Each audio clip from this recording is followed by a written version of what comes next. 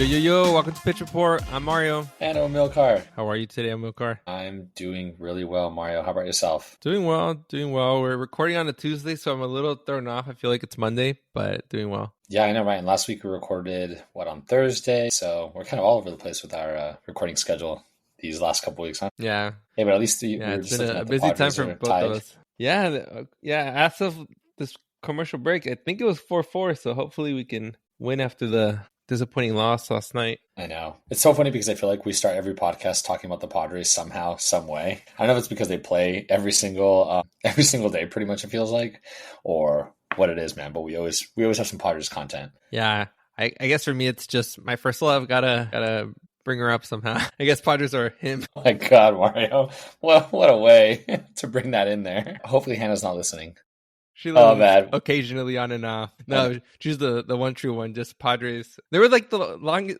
Like Chargers were around when I was a kid, but they left, And I always kind of just cared more for the Padres, anyways. I still remember my first game. I think I was like my first game. I was probably like 10.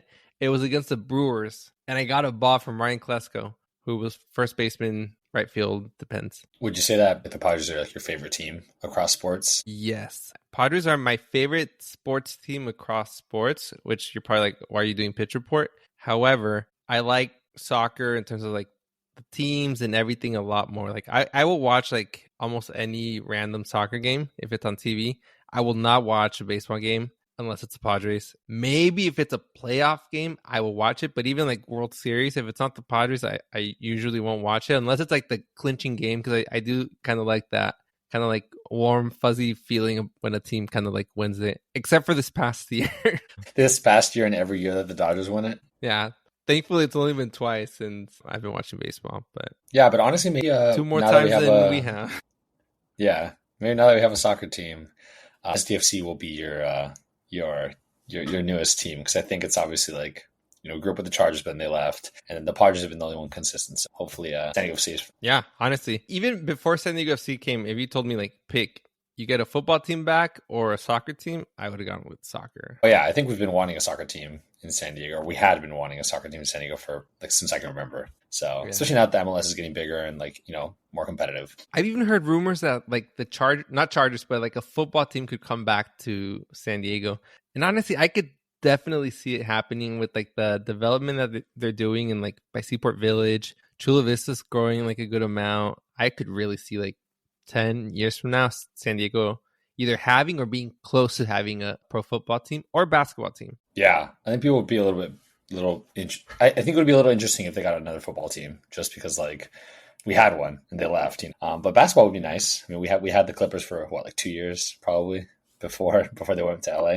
Is that how long they were here for? Yeah, I mean, I don't know the exact time, but I think it was less than 5 years. I want to say that the Clippers were really in San Diego. All right.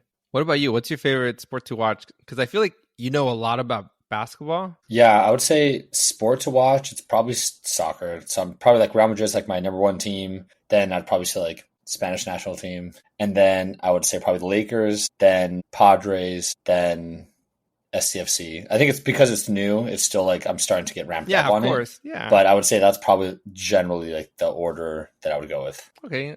That I learned something new about you. Like I know you like basketball a lot, but I didn't know it was like the Lakers were that high up. But it makes sense because you're always watching like the playoff games, or wherever out at a bar, you're like definitely watching the game. So I will also say, I think having your team be like super competitive always, and like the Lakers are generally pretty competitive, I think that also makes you like even more of a fan, because it's like you're playing for a lot, and maybe like people listening and be like, oh, bandwagon fan type, vibes. But I think it just makes it more exciting because you're always in the mix for like potentially winning, I mean, not a Super Bowl, sadly, but potentially winning like a bunch of cups or the league or things like that. So it makes it a little bit more exciting. So I will definitely say like, I think I've been a Padres fan my whole life, but it definitely has ramped up the last maybe 5 to 8 years, because now it's just like so exciting to watch the team, and like you're like, we're like building towards something, like something big that could like potentially like, develop into a World Series. Yeah. And like you can tell people are very locked in. Like you see people rocking like San Diego, especially Padres gear all the time.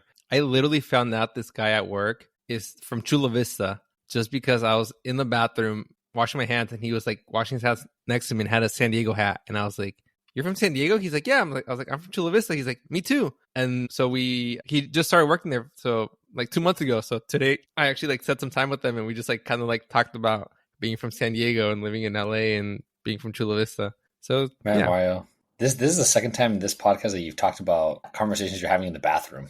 Oh my! I don't know, man. I don't know what goes on in there. I usually just go in there, do my business, and leave. Yeah, I'm just get an occasional game of Battleship going. Did you ever hear about those? How those games would work? No, are you serious? This is like a total joke. I've never actually done this, but like it'd be the person in the stall next to you, whoever could make the loudest splash, as you can imagine how. Technically, you can climb up the wall so you can get like a bigger drop, therefore a bigger splash. Mario, I don't know what kind of sick stuff you're doing, man. I heard about this in high school, and I never forgot about it. I guess, and shows how mature I am. Hey, some things never change, right? Yeah. Oh my God. Like, I guess that's the perfect transition, Mario, to what our podcast is actually about after, almost 8 minutes of just shooting the shit. Pun intended. Oh man. I should know you're going to get me on that one. But all right, let's actually break down. Let's start with breaking down the San Diego FC games. Played last Saturday. They won 2-1 against St. Louis. I'm glad that Bugs is as excited as we are about the game.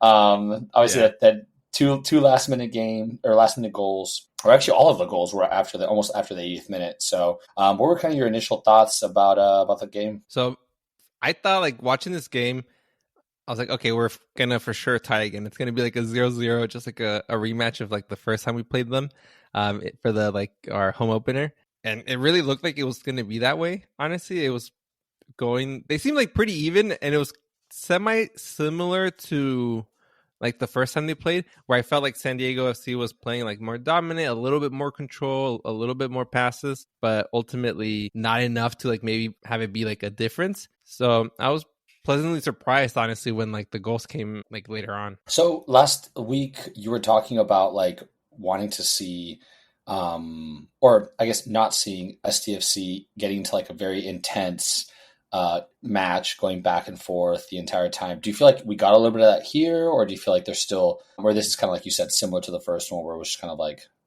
deadlock? I think we definitely had, more of like a competitive, like throughout the game where like both teams were going like, they seemed evenly matched and they were both creating opportunities, and it wasn't just one team like dominating at all times. To credit San Diego FC though, when the goals did come in later on, it was in their moment where they were definitely having more opportunities. Did you feel that way when you were watching the game? Yeah, I think so. I think definitely I would say it was kind of like a tale of two halves. I know obviously there was no goals, but I think just in terms of the competitiveness and kind of who we thought was going to win the match kind of throughout it, I think the first half was definitely like more leaning towards the St. Louis side, and the second half was more when CFC kind of took over a little bit, and obviously they capped it off with the goals at the end. I will say, I feel like I probably sound like a broken record, but Sergio Santos had like also an insane game again. So many like crazy blocks and stops. I'm just like, dude, this guy is just plays lights out the entire time. And I was just thinking, like, if we had a goalie that was maybe like average, like we could have lost so many more of these matches if it wasn't for like some crazy stops that he has. I totally agree.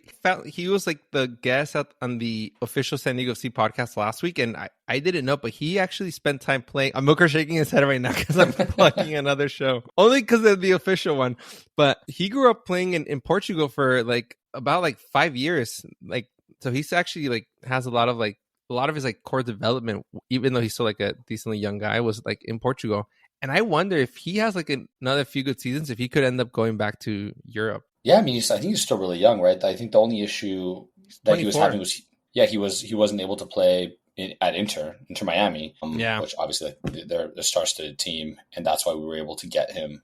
But I think he's playing really lights out. I'm really curious. I honestly don't know necessarily how like the All-Star game or what the All-Star game like version is, so that might be something we could look into and talk about what that looks like in the MLS. But I think he's definitely up there with at least every other matches that I've seen and the games that the teams we've played against. Another person I think also had a really good game this match, but also has just been like, I would venture to say like Mr. Consistent, is like Anders Dreyer, man.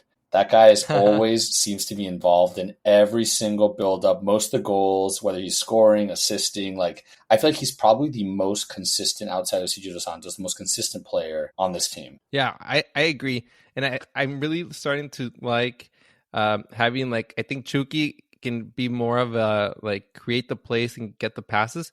But I feel very confident with Anders Dreyer. Like, he's a threat to score a goal at any given time. He had, even this game, like, some really good shots that, like, were either blocked or were just wide. But he's just really good at scoring goals. And right before you brought him up, I was actually looking up to see if he's played on the Danish national team. So far he's only had 3 appearances, but he's played at all levels from up until like the senior team. So I'm really rooting for him to be able to hopefully continue playing really well this year, and so that we can see him like in the World Cup. And I feel that way about all our players, honestly. Like it'll just make it that much more exciting to see like these players like playing like for their respective countries. Yeah, and I think some of them just needed like a platform, right, to play more consistent minutes and kind of get the recognition. And I think we can talk about the midfield as well. I think they've also played pretty lights out, and they had a couple of shots that just went right off the woodwork too. So it could have been even higher than that 2-1. 2-1 win. And how did you feel about the last 5-10 minutes where we were kind of like scrambling because we gave up that set piece goal and just kind of scrambling on defense, and that was kind of a crazy ending, right? Yeah. So when Anders Dreyer put like in the 87th minute the 2-0, I was like, oh, nice, like a little like insurance goal. I don't think we need that, but cool. And then we really actually did end up needing it. It was like they got like kind of like slapped like cold water, I guess. Even when the goal came in, one of the San Diego Sea players was like holding the ball in the goal, which is like I never think is cool. So the St. Louis team had a few words to say about that. You know, at the end of the day, we ended up winning, so like I'm happy in it, and I'll take that. But do you think if the game would have gone on like, I don't know, 4 or 5 minutes longer, like they could have tied it? Yeah, I mean, I think that's where it was heading, right? It was one of those where they just kept attacking. It was San Diego's defense that just had to kind of like weathering the storm, continuously. And I think we've talked about it on the podcast before, but I think probably the most dangerous a team is probably a couple of minutes after they score, right? Because it goes from like scoring again right away. So you have to kind of weather that storm for the first 5-10 minutes. And then you're like, all right, cool. Now kind of bring it back. Everyone settles back down and you kind of keep going. But I think that's kind of what gets built up, especially at the end, because you're like, it's all or nothing, right? Yeah, absolutely. And that's kind of what we saw it. Like all 3 goals were within 12 minutes of each other. So overall, good win. We'll see how San Diego FC is doing on short rest. They're playing tomorrow against Colorado at Snapdragon Stadium. Yeah, and then they're playing again on Saturday. So they're playing three matches all at home, which is great. But 3 matches within a week, essentially. So how do you think Mikey Varas is gonna kind of set up the team? Do you think it's gonna be maybe like we're gonna see a little bit more rotation, maybe some earlier subs, because they're probably gonna be a lot more exhausted than they have been? Because in Europe, obviously, this is just baseline, right? It's just another mid-season, but for us, it's not normal. Yeah, I think we're going to see like different lineups.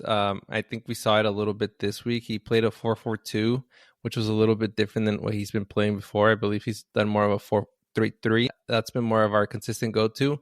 And there's been criticism in the like Charlotte game where he made a lot more changes than usual, and he had kind of said like he wants to have options and like be more dynamic. The criticism was about the timing of it. Like he went and did it at like probably one of the hardest like away environments to be at against like a really good Charlotte team. But I think this is what he had in mind when he was trying to do that. He wanted to first start the season, kind of figure out, okay, what's our core lineup? And then he went to make the changes. Like, okay, now that we kind of know what our core identity is going to be, now I need to have like a plan B, a plan C. So I think we're going to see a variation of what we saw against Charlotte. But yeah, you mentioned it. Like you see it a lot with like Real Madrid or like Barcelona or like European teams. They're playing like 3 games like this at a higher level consistently. What have you seen like Real Madrid usually do? Like especially like later on in the season. I know we're still kind of early right now. Yeah, I think you end up seeing a lot more rotations, right? You see a lot more of the subs kind of coming into play, especially when I think maybe towards the end you start kind of seeing what's more important depending on where they're at in the league and different cups. But yeah, you see a lot more rotation with the starters, especially. Not even just the subs, but a lot of maybe the usual starters will come off the bench in like the 70th, 80th minute just to kind of warm up a little bit in the game to kind of keep the minutes down. But so I'm kind of wondering if that's kind of what they're going to do this time, because it's, like I said, we're going from 1 game a week to 3 it's a huge jump. It's not just 2 games in a week. It's a huge jump. And this is kind of like, I mean, these 3 games are going to make a big difference in kind of our run now that we've gone back up to 4th place. So, but everything's so tight. I think within 3 or 4 points, you can either go down 3 or 4 spots or go up 2 spots. So the bad run here could really hurt our chances. Yeah, so far, like Vancouver's like starting to get a big lead from the rest of the pack. San Diego after Wednesday could be in 2nd place, like right behind, and only 4 points behind Vancouver, who has 27. So San Diego at 20. If they get the 3 points, they're at 23. Yeah, it'll be a really important stretch for San Diego, especially as we want them to hopefully be playing in more of the different tournaments in CONCACAF, which frankly I'm still pretty new to, and I'm still learning like all the various tournaments. But I know they will be like, you have to sprinkle them in throughout the regular season. So hopefully this becomes something that San Diego gets used to doing regularly. Yeah, exactly. And I guess that's a perfect transition to our next segment, which is Around the Pitch. We haven't done this one in a minute, but I think it's probably gonna come back a little bit more often now that we're wrapping up a lot of the leagues and a lot of less action, like live action that we're seeing every single day. So basically, it's just talking about some topics and see what our thoughts are on each one. So the first one I want to talk about, we generally talk about the Champions League all the time, right? But we don't want to forget about the younger brothers, like the Europa League Final. Know that one's coming up soon. And I hate to say younger brothers because it's Tottenham against your favorite team, Manchester United. How are you feeling about that matchup? It's kind of comical. It's pretty funny. I mean, I'm glad it's essentially 2 teams that are very, very similar in terms of like the season that they've had. They're, as of now, 16th and 17th respectively. They're like the 2 first teams to not get relegated, which if you're a Manchester United fan is insane to even talk about. Like, insane given the history, not insane given how like the last few years have gone. But basically, they're not in risk of getting relegated because the 3 teams getting relegated were historically bad this year. I feel not happy, but I feel comforted that we're basically playing someone that's kind of had a very, very similar season. But there's a lot at stake for both of these teams. Man U and Tottenham are playing they'll be like the most mediocre team in a while to make it to the Champions League if they're able to win this. Which mediocre team in the Premier League, but what do you think this means about like the Premier League? Does that mean like Premier League's worst is still average to better than most of the other leagues, or is this just like a fluke? Yeah, I think it's like kind of twofold in that way, because I think part of it's like, okay, maybe the league is so competitive that some of the bottom teams can beat any other league. But then on the other side, I think about it, it's like, how early was this league lost to where they're like, okay, all our eggs have to be in this Europa League, because the league, I mean, barring relegation, which we said is like pretty difficult. I feel like you have to try to be relegated this season at least. Yeah.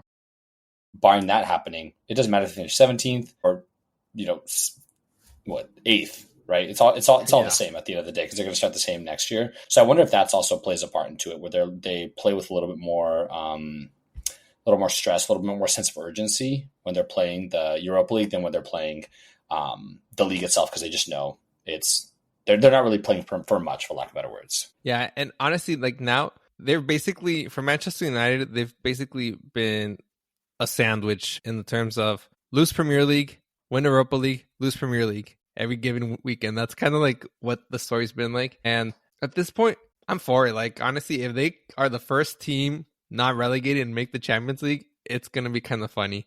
And then if they somehow miraculously have a decent run, maybe Ruben Amorim can finally implement his like system and they're good next year, like in the Champions League, why not? And that's the thing with the EPL teams, is like there's so much money flowing through that league, and especially, I mean, Manchester United on top of that, right? Like they're such a popular team and they have such deep pockets that I think you could change the look of that team entirely in one offseason, right? You bring in some young, really good talent, and then all of a sudden, like you said, they could go from 16th, 17th to all of a sudden challenging for the Premier League, challenging for a Champions League. Like that wouldn't surprise me at all. Yeah, I think best case scenario would be hopefully trying to get a top 4 so you can get a Champions League next year, because they're not going to win Champions League next year. So that means by playing the Champions League, they can't win the Europa League. It's given like the new rules. So they'd have to actually earn a place like people normally do. I do like the new system. Do you? Where like now because before if you like flunked out of the Champions League group stage, you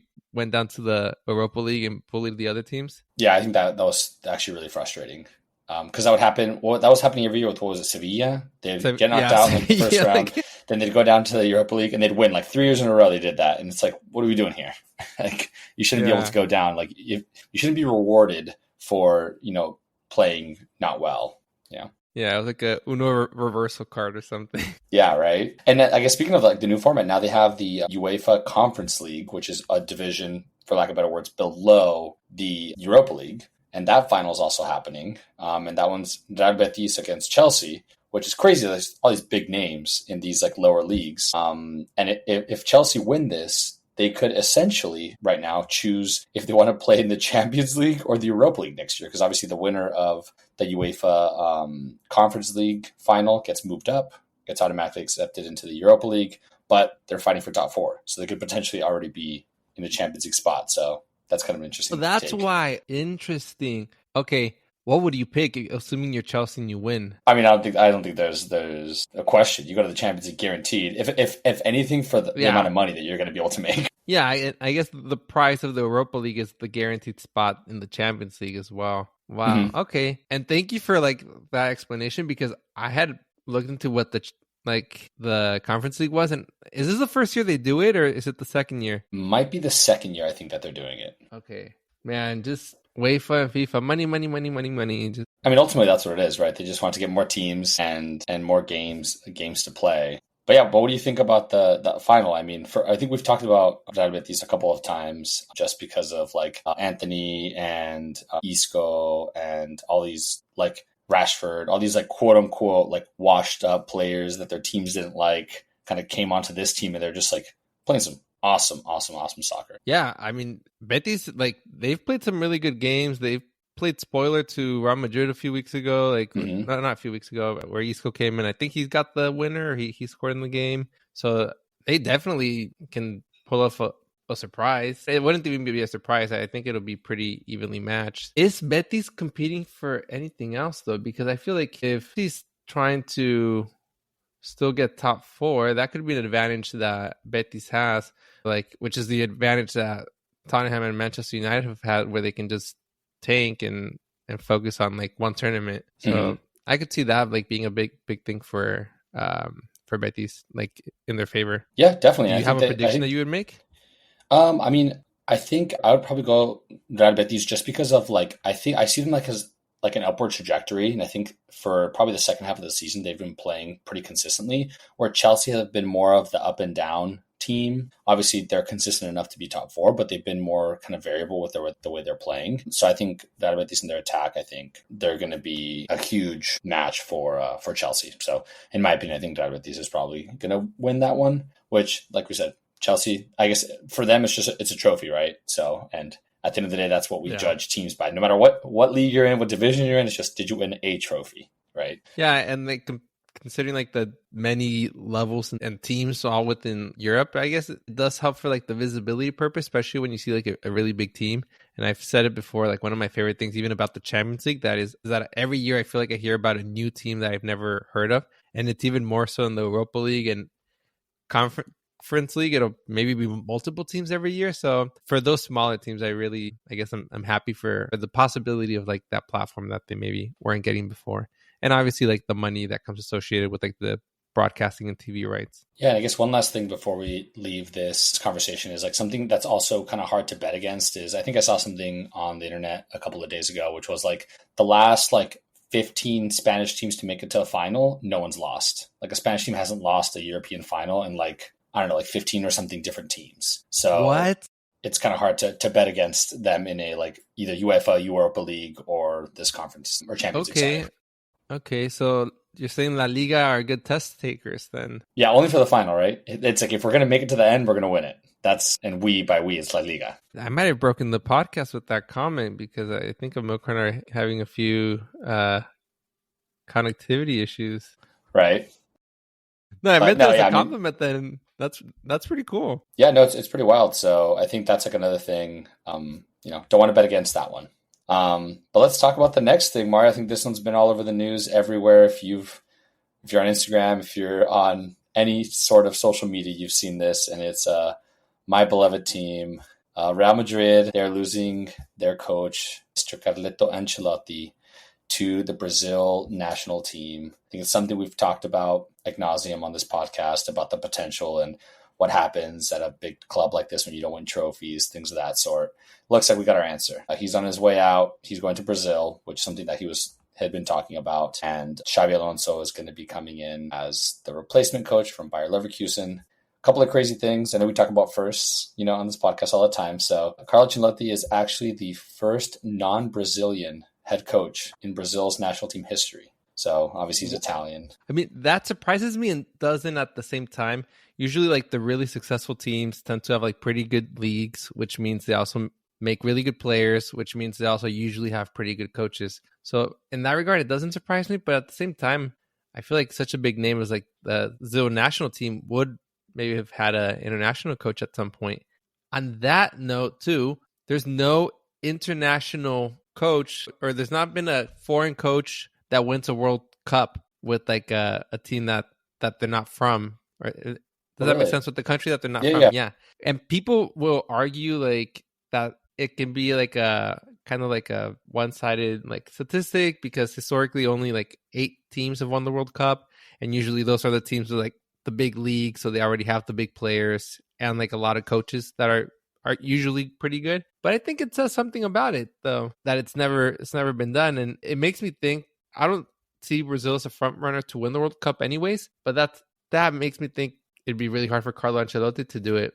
But do you think this increases their chances of maybe winning World Cup and maybe being the first one to do it? Yeah, I really think it does. And I think kind of going back to your point about like generally the national teams are the ones that, or like people of the same nationality end up coaching their national team. I think Brazil, I would argue, is probably one of the anomalies here because like their teams have generally been so talented that obviously we're not going to say that coaching doesn't matter at all, but like when you're coaching such talented players, like they're going to take it and win it, right? So like maybe it's been that side of things where it's like you need a decent coach, but you don't need like top of the line best coaches in the world to try to get these teams together. However, they've obviously been disappointing. I think on paper, you can argue this is the best squad like in the world on paper.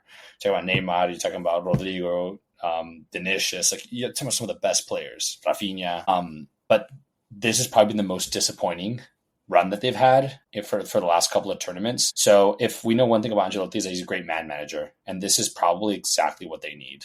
Someone that can bring all those talents and all those egos and kind of put them all together and try to get them working towards the same goal, I think, at least. Yeah, that's a really good point. And what you said about the players and that they're used to like they're good and they're going to like they're used to winning, I guess, in a sense.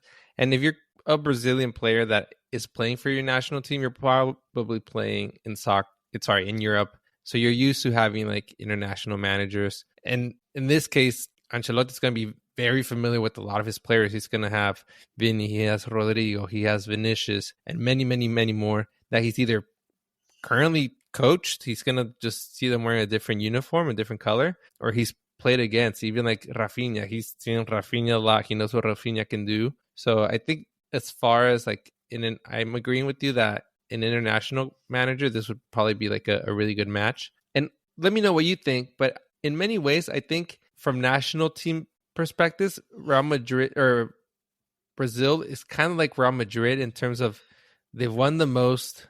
Arguably, they have always high expectations. They're expected to win every tournament that they play in. Would you equate Brazil and Real Madrid to be like the equivalents of each other? I would say Brazil's had a little bit more of a rough spell, more so, and Real Madrid hasn't necessarily, even though this has been like not their best season in the last few years. Or do you think, or what national team would you compare to Real Madrid if it's not Brazil? Yeah, I think you probably have to compare it because I think you would argue that Real Madrid is the most winningest club, and national team, it's Brazil's the most winningest national team. So, and you can equate the Champions League to the World Cup. I mean, obviously not literally, but for national teams versus for club teams, Real Madrid is the most, Brazil has the most. So I think, yeah, you probably can. And they also generally have like the most talented players Yeah, or some of the most talented players, Brazil. And so, yeah, I've never thought about it that way, but that's an interesting way to put it. That they are probably equivalent. And now Ancelotti's gone from managing one to managing the other one. I'll keep you on your toes a little bit, but what club team is Spain right now? Or not right now, just like in general, like historically speaking. Ooh, that one is tough, man. Okay, this might be a hot take, but I would say if Spain's like Barcelona. They've had more recently, but like a spell like the 2008, 2010, 2012 Euros Worlds. And then they had a little bit of a lull between the 2012 Euros and kind of the Euros, 2 years ago or last year. And then kind of they're building back up with a lot of young talent and kind of starting to on the come up again, which I think is kind of almost identical to what Barcelona has done the last maybe 15-ish years. Similar thing. And they're most of the time thought of as like a top contender, top team in the world as well. All right, I'm going to keep you on your toes now, Mario. I actually really like that comparison. Now, what do you think the Mexican national team is? Pick a club for the Mexican national team. Oof. That one's way harder, I would think. Yeah. I would maybe say the first one that came to mind is like a Sevilla but even that might be like a little bit of disrespect to Sevilla. But I was thinking Sevilla because I'm being honest, because the Mexican national team is good. They play well against European teams in the World Cup, especially recently. They've played really well against like defending champions. Like some of the recent wins include France, include Germany defending World Cup champion. They drew 0-0 with Brazil at Brazil. They almost beat the Netherlands in Brazil that same World Cup. So I think Sevilla, because Sevilla's a competitive team, but Sevilla's had a little bit more success in their category of tournaments. Like we talked the Europa League. They're not winning the Champions League, but they've won. Maybe they have in the past, but like not recently. But they've won like the Europa Leagues, and that's kind of like Mexico with like their Copa Oros. They did win the Federation Cup in I think '99. That's been like one of their biggest successes, and gold in the Olympics. So they've definitely had like big moments, but right now they're not necessarily threatening, I guess, to do that, anything of that nature. Another team that came to mind was maybe Porto from Portugal, with like a smaller league, relative like how maybe UEFA might view CONCACAF.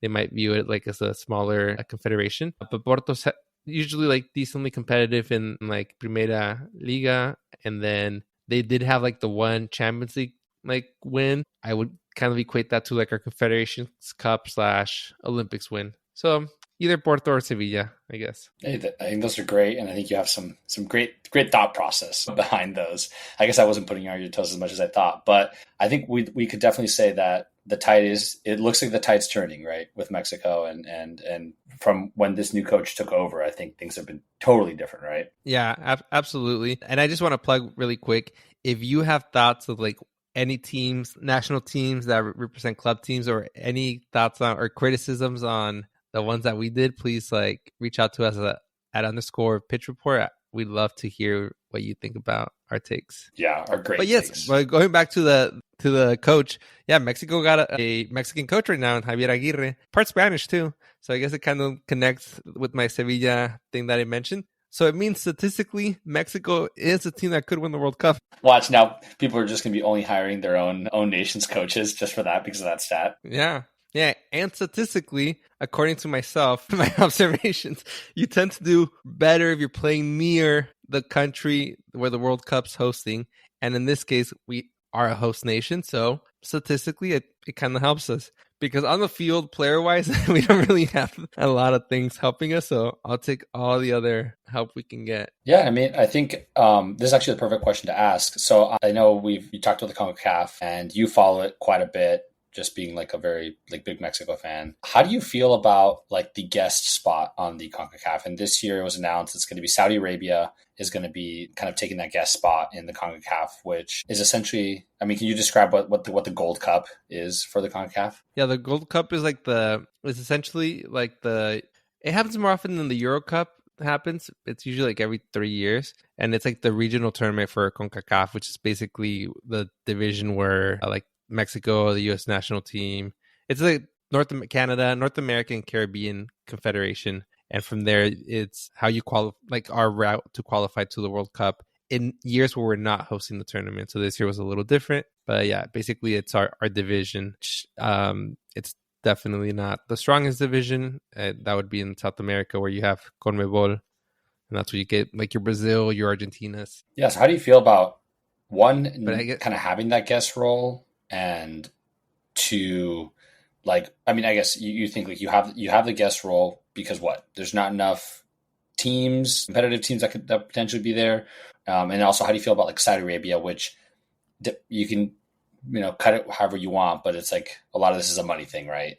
And how yeah, much, how do you see it sponsoring? there's a mutual benefit, I think, that goes into the spot, especially with like a Saudi Arabia. I don't mind like the guest. I actually welcome the guest spots, especially if it brings competitive soccer teams. So ideally, I wish it was maybe I'd prefer for someone from Europe. Why would they want to come here?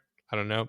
Or South America, which we've had in the past. I know we've had like Colombia play in the Gold Cup before. But historically speaking, it's been a tournament dominated by either Mexico or the U.S. winning it. In one occasion, it was Canada. But other than that, it's usually going to be... So now recently, especially how Canada's played the last few years, it's one of those three teams for the most part. And then you can switch Jamaica, Panama, Costa Rica, making a deep run. So I like if it brings more like competitive play, because at the end of the day, this is where you get to... It's like a serious tournament where you get to prepare for like your World Cups and other tournaments of like that stature. So I welcome if it's competitive teams. Saudi Arabia, they beat Argentina in the World Cup. They beat the World Cup champions in the tournament that they won. So if they are able to play really well, yeah, why not? If it's going to help make the U.S. national team, Mexico, Canada play a little bit better, I welcome it. Would you welcome like a Brazil or like an Argentina to the Euro Cup? I mean, I think it's when you're talking about like competitive teams. I think absolutely. I don't see why you wouldn't, because like you said, it's build up to the World Cup, which basically you want to play competitive teams. That trophy, and I think maybe it's said a little bit differently, like the Euro Cup from the Gold Cup, because I don't think that you would say that they're like equivalent in terms of like the same importance to their respective nations. I think if you were to say Mexico winning the Gold Cup, like I don't think they would care about it as much as maybe something else. You know what I mean? So I think that's why I would think that I would be focusing more on, I don't care to win the tournament as much as I care about like playing competitively and like improving, because like the real goal is the World Cup, not necessarily the Gold Cup.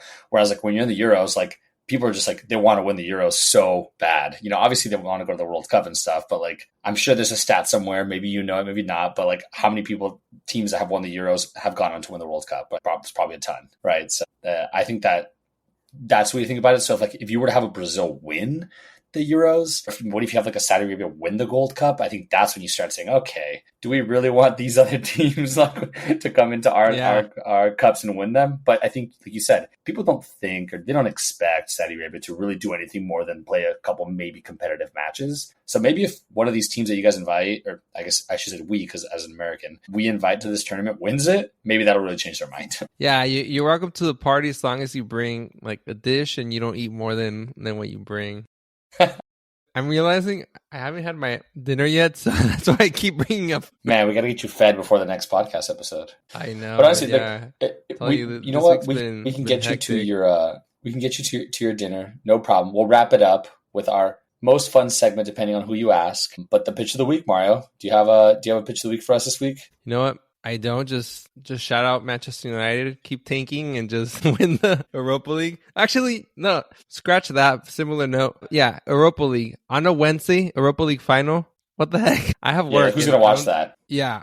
At least it'll be really hard for me to watch it that day just because of my work schedule. So, yeah, that's my pitch. That I'll probably just be watching maybe like a replay or something. Oh, nice. Well, or maybe not anything if Manchester United loses. Yeah, just see the scoreline. Wait, actually, like, are you the kind of guy that like checks the scorelines, or do you like mute all your notifications if you're gonna watch a match like later on? Oh, I tried like to mute everything. I think the little on YouTube, I'll watch like the recap there, and they've gotten better about not showing the scoreline or showing like a not as biased picture, because back in the day, like the title said the score, and like there's just no way you could like figure out what happened, like not figure out who won before clicking on the link. So I used to have Hannah, my wife, like I would tell her, search this up and click on the video that seems like it. just so that I could like watch it like real time and be surprised. So I try not to watch. What about you?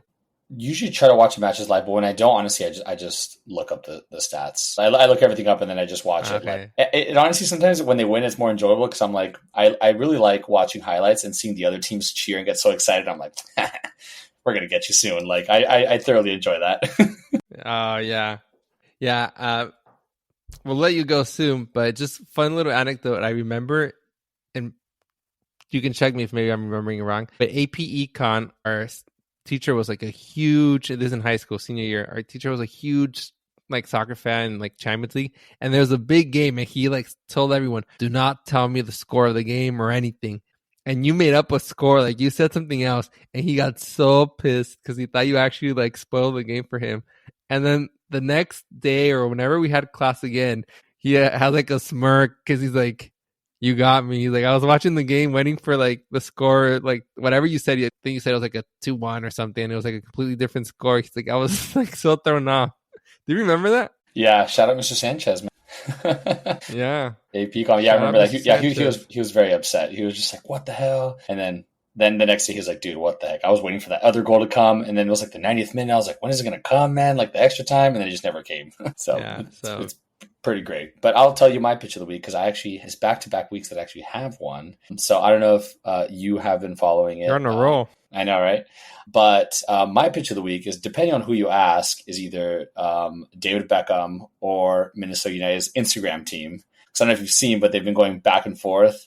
Minnesota beat her, and then they posted on Instagram like a picture of their standings, which I think Minnesota was 1 point above Inter Miami, and their caption was like the Pink Phony Club, because obviously they're wearing the pink jerseys. And then David Beckham responded like, oh, stay classy in victory or something like that. And then they came back and posted another like Instagram talking about like class over something. Like, you got to go on their Instagram, but it's just they have like a spat back and forth. No, wait, actually I had missed this one. But so wait, who's your pitch then? Are you upset at David Beckham or at Minnesota? So I would venture to say I probably think that David Beckham should just like kind of go on his own, man. I think Instagram teams, or like teams' Instagrams, have become trolls, like complete trolls a lot of the times. And I can say that as a Charger fan because Chargers social media is like undefeated. They troll everybody. And as like an owner, I don't think you get involved in that. I think you just like, dude, do whatever you want. Like if you consider yourself like the best club, like a level above everybody else, like you don't stoop down and like deal with that stuff. Like just kind of, I don't know. I just let it go, as the owner. Yeah, I have a sense of humor too, because if you get like rattled up, that makes you more of a target usually. Yeah, and they kind of talk about obviously Inter Miami buying everything, buying championships, buying this, buying that. So like that's another thing of why people are so upset. But yeah, so my pitch of the week, David Beckham. I think I thought it was hilarious, honestly. I really enjoyed it, but I think just take it easy, chill out, let them do their thing. All right, this one's for you, David. We'll see you all next time. Thank you for listening. Bye.